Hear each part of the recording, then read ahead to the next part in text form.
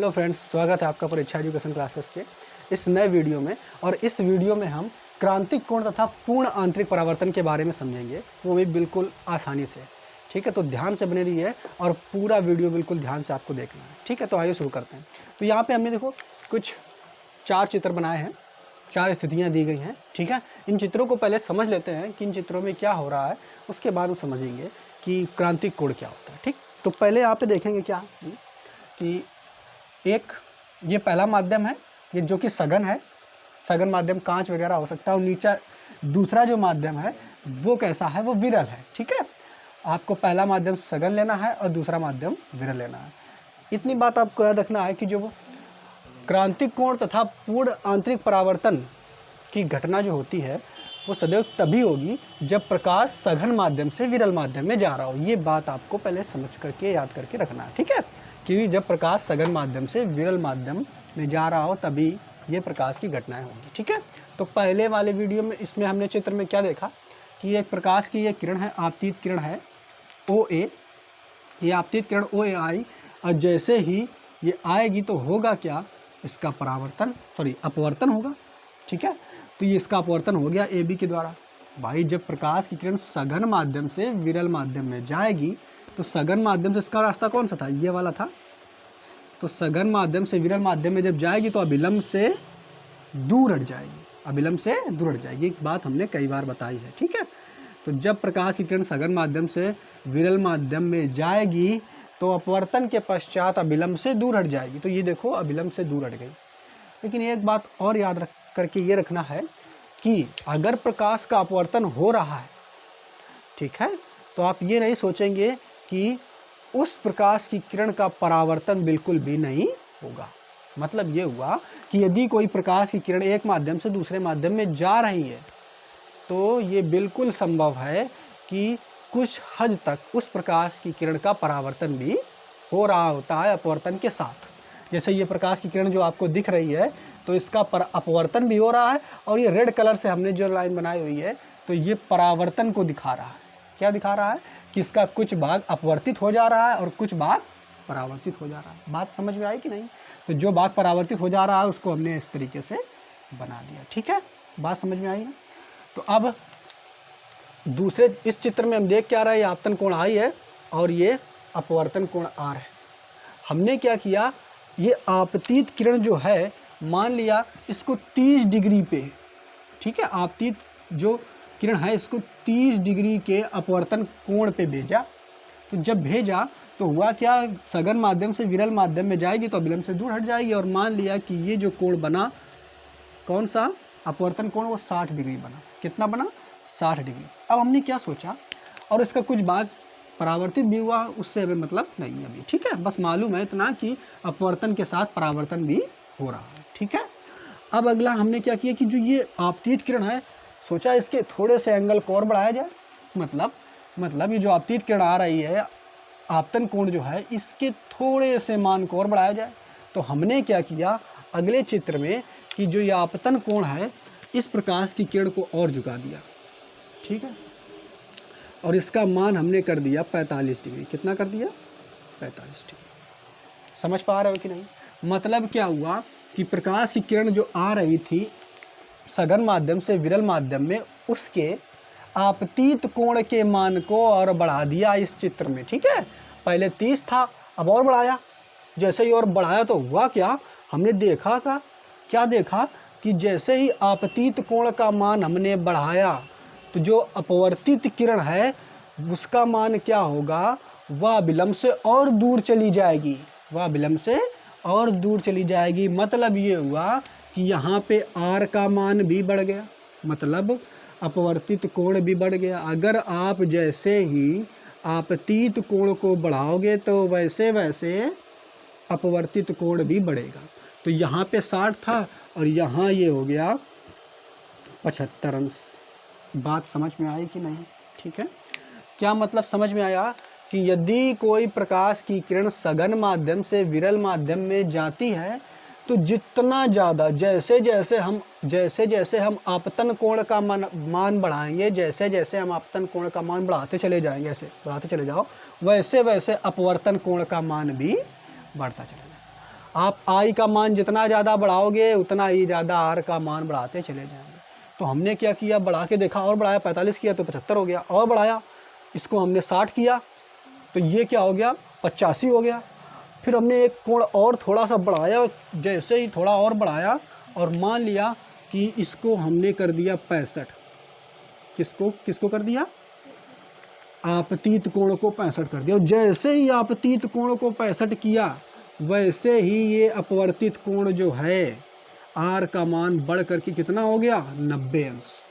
कितना हो गया, 90 अंश। बात को समझना, यानी आपतित कोण को देखा, क्या आपतित कोण जो है, ठीक है, उसको जैसे ही हमने 65 डिग्री कर दिया वैसे ही अपवर्तित कोण है उसका मान कितना हो गया, 90। अर्थात अब देख क्या रहे हो आप कि जो प्रकाश की किरण ये ऐसे आ रही है, आपतित किरण, इसका अपवर्तन जो हो रहा है वो अभिलंब से 90 अंश पे हो रहा है। बात समझ पा रहे हो कि नहीं, बात समझ में आ रही है ना। अब अगर जरा सा तुमने और बढ़ाया तो क्या होगा, प्रकाश की किरण का अपवर्तन नहीं होगा, वो प्रकाश की जो किरण है और ऊपर चली जाएगी। अर्थात अब प्रकाश की किरण पहले माध्यम में ही जाएगी।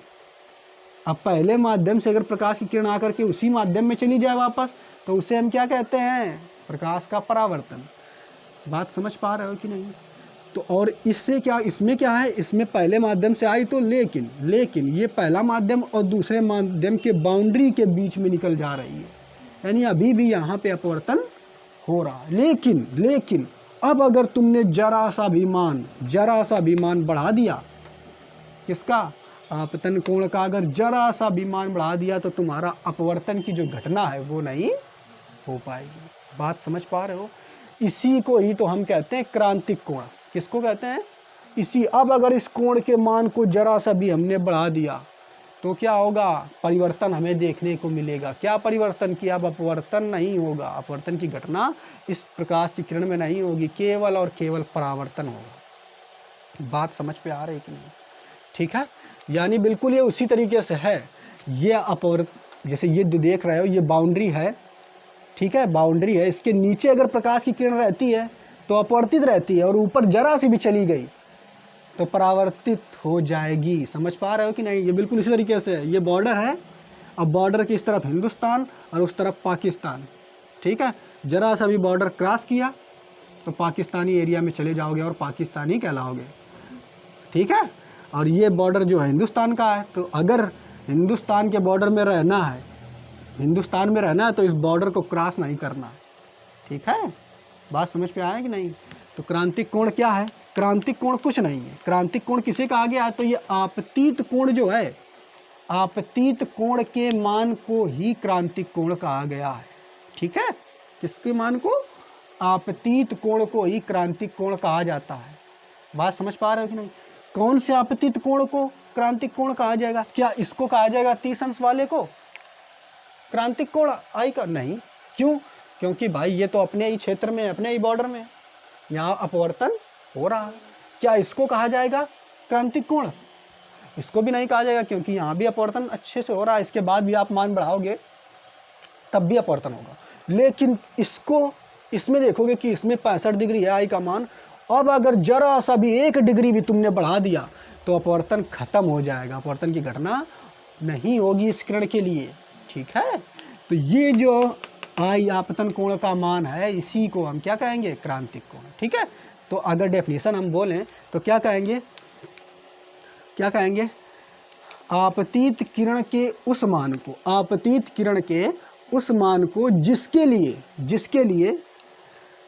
लिए अपवर्तित किरण का मान, जिसके लिए अपवर्तित कोण का मान 90 अंश हो, ठीक है। आपतित किरण में आपतन कोण का वह मान, ठीक है, आपतन कोण का वह मान जिसके लिए अपवर्तन कोण का मान 90 अंश हो, उसे हम क्या कहेंगे, क्रांतिक कोण। क्रांतिक कोण कौन होगा, तो ये वाला मान, ठीक है। बात समझ में आ रहा है कि नहीं।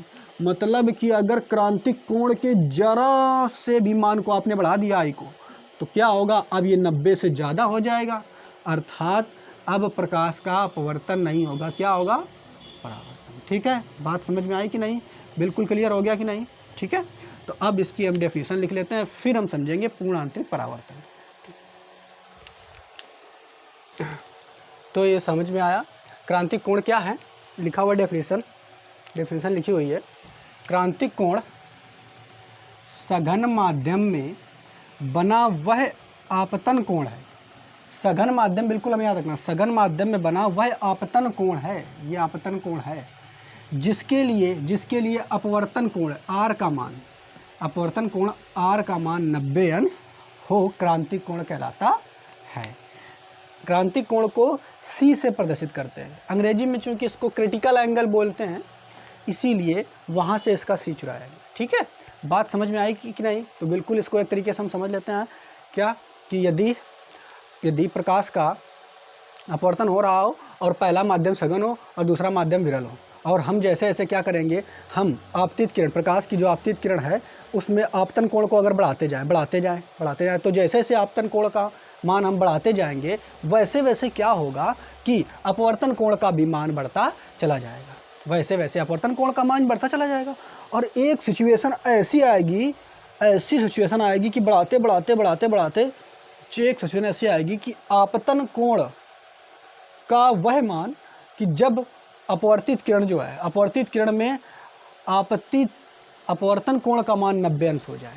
ठीक है, तो उससे हम क्या कहेंगे, उससे हम कहेंगे क्रांतिक कोण। ठीक है, बात नहीं समझ पाए, मतलब ये कि किसी भी जो सघन माध्यम से विरल माध्यम में अगर प्रकाश जा रहा है, तो आपतन कोण का वह मान जिसके लिए अपवर्तित कोण का मान 90 अंश हो, उसे हम क्या कहते हैं, उसे हम क्रांतिक कोण कहते हैं। बात समझ में आई कि नहीं। अब अगर जरा सा भी, अब इसके आगे क्या होगा, इसके आगे अब अगर जरा सा भी हमने मान बढ़ा दिया, किसका, आपतन कोण का, आई का मान अगर जरा सा भी मान बढ़ा दिया, क्रांतिक कोण यहाँ पे हमने से बता दिया 65 है। ठीक है, बस ये समझाने के लिए हमने बताया है। तो अगर अब आपतित कोण का जरा सा भी मान हमने बढ़ा दिया, तो जरा सा भी मान जैसे ही बढ़ाओगे तो वैसे फिर ये आपका अपवर्तन कोण बढ़ेगा, अर्थात अब 90 से ज़्यादा हो जाएगा। और अगर 90 से, चूँकि बाउंड्री तो 90 अंश ही है, और 90 से अगर ज़्यादा हो गया तो क्या होगा, सारा प्रकाश जो है वो पहले माध्यम में ही वापस लौट जाएगा, अर्थात अगर पहले माध्यम में ही सारा प्रकाश वापस लौट गया तो क्या होगा, प्रकाश का अपवर्तन ही नहीं होगा जरा भी। और जब प्रकाश एक माध्यम में जिसमें पड़ा और उसी में वापस लौट जाए, तो उसे हम क्या कहते हैं, प्रकाश का परावर्तन। ठीक है, बात समझ में आई कि नहीं। तो इस चित्र में हम क्या देख रहे हैं कि जैसे ही हमने क्या किया, आई का मान हमने बड़ा कर दिया, कैसे, C से, कैसे बड़ा कर दिया, C से, यानी आई का मान हमने बड़ा कर दिया क्रांतिक कोण से। तो जैसे ही क्रांतिक कोण से मान बढ़ा, तो ये वाला कोण जो हो जाएगा 90 अंश से अधिक हो जाएगा। ठीक है, यानी R का जो मान है इज ग्रेटर देन, क्या हो जाएगा, is greater than 90 degree. R का मान 90 अंश से अधिक हो गया, और अगर ये मान 90 अंश से अधिक हो गया तो सारा प्रकाश जो है वो पहले यहाँ टकराया, और टकरा करके पहले ही माध्यम में वापस लौट गया। ठीक है, यानी क्या इसका हो गया, केवल और केवल परावर्तन, यानी पूर्ण, ठीक है, आंतरिक परावर्तन हो गया। बात समझ में आई कि नहीं। तो पूर्ण आंतरिक परावर्तन क्या होता है, इसकी डेफिनेशन अगर आ जाए तो क्या बताओगे, यदि आपतित कोण का मान क्रांतिक कोण के मान से बढ़ा दिया जाए, यदि आपतित कोण का मान क्रांतिक कोण के मान से बढ़ा दिया जाए, तो संपूर्ण प्रकाश उसी माध्यम में वापस लौट जाता है, जरा सा भी प्रकाश दूसरे माध्यम में वापस नहीं आता है, अर्थात जरा सा भी प्रकाश का अपवर्तन नहीं होता है। प्रकाश की इस घटना को हम पूर्ण आंतरिक परावर्तन कहते हैं। आइए अब इसकी डेफिनेशन देख लेते हैं, क्या लिखा हुआ है, देखो, यदि आपतन कोण का मान क्रांतिक कोण C से थोड़ा सा भी बढ़ा दिया जाए, तो प्रकाश विरल माध्यम में जरा भी नहीं जाता, यानी विरल माध्यम में कहीं जा रहा है, बिल्कुल नहीं जा रहा है, नहीं जाता, बल्कि संपूर्ण प्रकाश सघन माध्यम में ही वापस लौट जाता है। प्रकाश की इस घटना को हम पूर्ण आंतरिक परावर्तन कहते हैं। बात समझ में आई कि नहीं? तो इस चित्र में पूर्ण आंतरिक परावर्तन हो रहा है, बाकी ये समझाने के लिए हमने बनाया। तो आप पूरा स्क्रीनशॉट लीजिए और उम्मीद करते हैं आपको ये वीडियो समझ में आया होगा। ठीक है, और कुछ 2 बातें और आपको बस याद रखना है कि जो पूर्ण आंतरिक परावर्तन 2 पॉइंट और हैं, तो पहले आप इसको स्क्रीनशॉट ले चुके हैं, इसके बाद आगे आपको बताते हैं। अब देखते हैं पूर्ण आंतरिक परावर्तन की कुछ शर्तें। ठीक है, तो पूर्ण आंतरिक परावर्तन, पहली बात तो ये कि जो पूर्ण आंतरिक परावर्तन जब होगा तो वो कब होगा कि यदि प्रकाश सघन माध्यम से विरल माध्यम में आ रहा है तभी पूर्ण आंतरिक परावर्तन होगा। विरल माध्यम से सघन माध्यम में अगर प्रकाश जा रहा है तो पूर्ण आंतरिक परावर्तन की घटना नहीं होगी। ठीक है, तो पहली शर्त क्या होना चाहिए?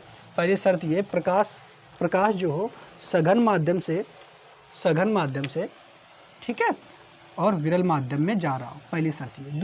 दूसरी शर्त हमें पता है कि दूसरी शर्त क्या होनी चाहिए कि पूर्ण आंतरिक परावर्तन के लिए जो आपतन कोण का मान है, आपतन कोण I का मान है, वो क्रांतिक कोण के मान से ज़्यादा होना चाहिए। भाई क्रांतिक कोण का मान यहाँ अगर 65 है, 65 पर ये R का मान 90 हो रहा है, तो 65 से जब ज़्यादा मान करोगे आपतन कोण का तभी तो ये पूर्ण आंतरिक परावर्तन होगा। तो दूसरी शर्त क्या है कि आपतन कोण का मान क्रांतिक कोण के मान से ज़्यादा होना चाहिए, अर्थात I is greater than C। ठीक है, एक बात और है कि जिस सतह पे पूर्ण आंतरिक परावर्तन हो रहा होगा वह सतह बहुत ज़्यादा, पहले से बहुत ज़्यादा चमकीली हो जाएगी। मतलब पूर्ण आंतरिक परावर्तन होने पर सतह बहुत चमकेगी। ठीक है, तो ये 3 कुछ शर्तें हैं और उम्मीद करते हैं आपको ये समझ में आया होगा। ठीक है, तो वीडियो पसंद आया तो लाइक कीजिए, सब्सक्राइब कीजिए और दोस्तों को शेयर कीजिए। धन्यवाद। क्रांतिक कोण C तथा अपवर्तनांक n में संबंध। ठीक है, तो क्रांतिक कोण हमने एक चित्र बनाया है। इस चित्र में ये पहला माध्यम है, ये दूसरा माध्यम है। पहला माध्यम सघन है, दूसरा माध्यम कैसा है? विरल है। और इस चित्र में क्या हो रहा है कि यहाँ पे जो I है, आपतन कोण है, वो C के बराबर है, अर्थात क्रांतिक कोण के बराबर है, और अपवर्तन कोण R जो है वो 90 अंश के बराबर होगा। ठीक है, तो यहाँ पे हम समझते हैं क्या स्नेल के नियम अगर लगाएं तो स्नेल के नियम में क्या होता है? स्नेल के नियम में, स्नेल का नियम होता क्या है कि साइन I बटे साइन R, साइन R बराबर, ये एक नियतांक के बराबर होता है। मतलब क्या होता है?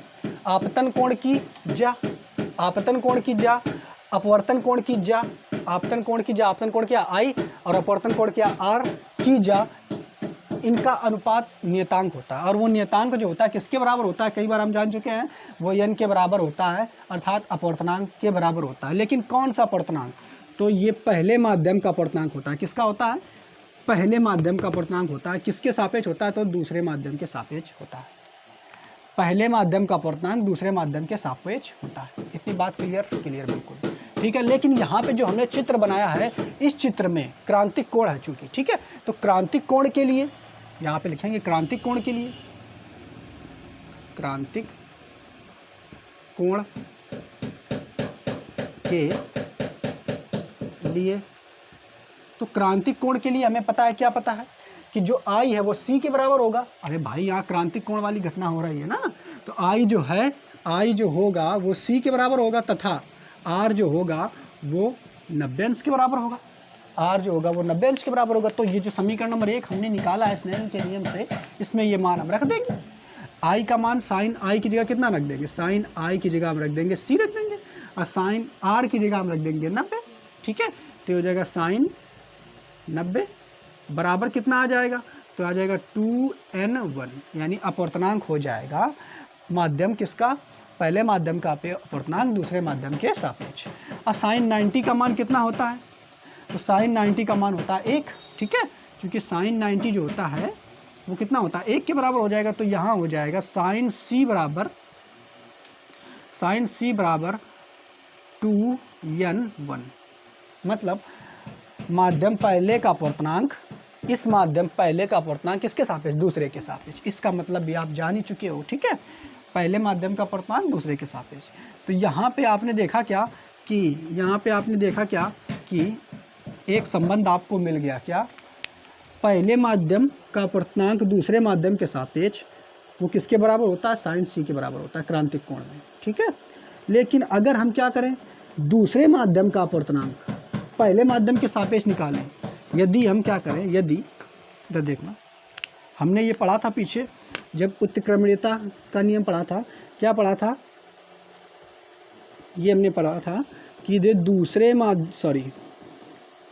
पहले माध्यम का अपवर्तनांक दूसरे माध्यम के सापेक्ष है, और ये वाला दूसरा वाला जो है, ये दूसरा वाला है n21, ठीक, इन दोनों में संबंध पड़ा था। ये दूसरे माध्यम का अपवर्तनांक पहले माध्यम के सापेक्ष, ये कैसा है, पहले माध्यम का अपवर्तनांक दूसरे माध्यम के सापेक्ष, इन दोनों में हमने संबंध ज्ञात किया था, क्या कि ये दोनों एक दूसरे के उल्टे होते हैं। यानी हमने ये पढ़ा था 2n1 बराबर 1/1n2, ये पढ़ा था, शायद याद होगा। उत्क्रमणीयता वाला जो वीडियो है उसमें आप जाकर के इसको देख सकते हो। क्या पढ़ा था कि पहले माध्यम का अपवर्तनांक दूसरे माध्यम के सापेक्ष बराबर होता है किसके, 1/2 दूसरे माध्यम का अपवर्तनांक पहले माध्यम के सापेक्ष, ठीक है। तो ये बात हमें यहाँ पे पता चल गई, यानी हमें ये मालूम चल गया कि अगर हम इसी में हम दूसरे माध्यम का अपवर्तनांक निकालना चाहें पहले माध्यम के सापेक्ष, तो यहाँ पे हम क्या लिख सकते हैं, 2n1 की जगह हम ये लिख सकते हैं, साइन सी बराबर 1/n, यानी दूसरे माध्यम का अपवर्तनांक पहले के सापेक्ष, यानी किसका अपवर्तनांक, इस माध्यम का अपवर्तनांक, इस दूसरे वाले माध्यम का अपवर्तनांक किसके सापेक्ष, इसके। अगर ये निकालेंगे तो हमें ये संबंध मिलेगा, ठीक है, किसके सापेक्ष, तो ये संबंध हमें मिल जाएगा क्रांतिक कोण अपवर्तनांक के बीच संबंध, और एक ये संबंध हमें क्रांतिक कोण अपवर्तनांक के बीच मिल जाएगा। ये पहले माध्यम का अपवर्तनांक है और ये दूसरे माध्यम का अपवर्तनांक है, इन दोनों संबंधों को आप, ठीक है, देख लीजिए। तो अब इसमें देखते हैं, कुछ नोट दिया गया है। क्या नोट दिया गया है, इधर हमने रंग ले लिए हैं, ठीक है, विबग्योर के हिसाब से ये 7 रंग लिए हैं। श्वेत प्रकाश में जो रंग होते हैं कौन कौन सा है, विबग्योर वायलेट, आई से इंडिगो, ठीक है, बी से ब्लू, जी से ग्रीन, वाई से येलो, ओ से ऑरेंज और आर से रेड। इस तरफ हमने रंग लिए हैं, इस तरफ अपवर्तनांक लिया है कि किस रंग के लिए अपवर्तनांक किस हिसाब से व्यवहार करता है, ठीक है, और इस तरफ हमने उसका क्रांतिक कोण लिया है कि किस रंग के लिए क्रांतिक कोण क्या व्यवहार करता है। और क्रांतिक कोण और अपवर्तनांक में जो हमने संबंध ये मेन पढ़ा है वो ये पढ़ा है कि साइन सी, यानी क्रांतिक कोण जो होता है वो अपवर्तनांक के उल्टा होता है, या बिल्कुल हम इसको ऐसे कर सकते हैं, C प्रोपोर्शनल 1/n के, ठीक है, ये समझ सकते हैं एक संबंध, ठीक है। इसका मतलब क्या हुआ कि क्रांतिक कोण का मान जितना ज़्यादा होगा किसी रंग के लिए, अपवर्तनांक का मान उतना कम होगा उसके लिए, या ये कह सकते हैं अपवर्तनांक का मान जितना ज़्यादा होगा किसी चीज़ के रंग के लिए, क्रांतिक कोण का मान उतना ही अधिक होगा। तो यहाँ पे इस चार्ट को पहले हम समझते हैं, फिर इसको हम समझाएंगे। क्या दिया गया इसमें, देखो दिया गया है कि रेड आर, लाल रंग।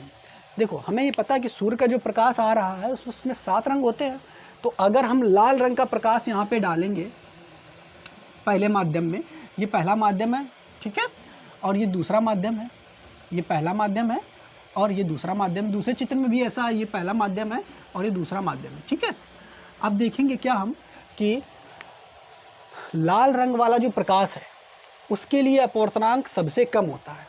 बात को समझना, लाल रंग वाला प्रकाश जो है उसके लिए अपवर्तनांक सबसे कम होता है। इसका मतलब क्या हुआ, अपवर्तनांक सबसे कम, अपवर्तनांक का मतलब हमने बताया था कि किसी भी पदार्थ का अपवर्तनांक जितना अधिक होगा वो उतनी ही ज़्यादा, किसी भी अपवर्तनांक का मान जितना, तो देखो किसी भी माध्यम के लिए हम यहाँ देख क्या रहे हैं, अपवर्तनांक जो है लाल रंग के लिए सबसे कम है, ठीक है, अपवर्तनांक का मान लाल रंग के लिए सबसे कम है और बैगनी रंग के लिए सबसे अधिक है। इसका मतलब क्या हुआ, अपवर्तनांक का मतलब हमने बताया था कि यदि कोई प्रकाश की किरण सीधे जा रही है दूसरे माध्यम में जैसे ही जाएगी, तो अगर उस माध्यम का अपवर्तनांक का मान जितना ज़्यादा होगा वह किरण उतनी ही ज़्यादा विचलित हो जाएगी। बात समझना।